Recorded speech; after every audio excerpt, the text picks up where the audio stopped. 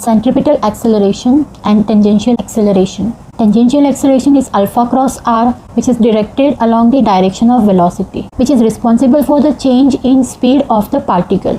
ये कब होता है? जब body non uniform motion show कर रही होती है तभी. यूनिफॉर्म सर्कुलर मोशन में टेंजेंशियल एक्सेलरेशन 0 होता है. But we should understand what is tangential acceleration. Now centripetal acceleration.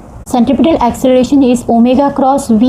We know that centripetal acceleration is omega cross v, where v is omega cross r, vector relation between linear velocity and angular velocity. R I have taken along the direction of positive x, omega that I have kept along y direction. Centripetal acceleration omega कहाँ है? j direction है, तो j cross और r कहाँ है? I. So j cross I. अब देखो i cross j k होता है, तो j क्रॉस i क्या होगा? Minus k. j cross k क्या होता है? I and minus, so it is minus i.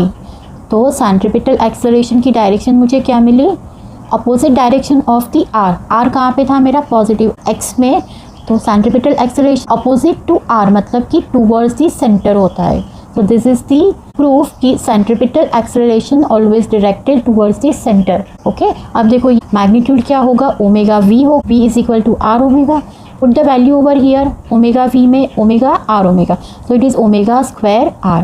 और अगर यहाँ से देखो ओमेगा की जगह पे हम लोग लिख सकते हैं v by r.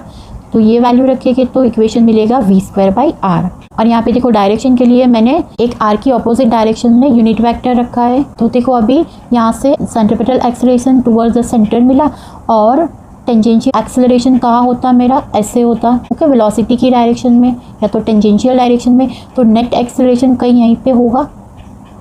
ठीक है, जो टेंजेंशियल एक्सेलरेशन के भी परपेंडिकुलर होगा और सेंट्रिपिटल एक्सेलरेशन से भी परपेंडिकुलर होगा. तो नेट एक्सेलरेशन होगा root of A tangential acceleration का स्क्वायर प्लस सेंट्रिपिटल एक्सेलरेशन का स्क्वायर.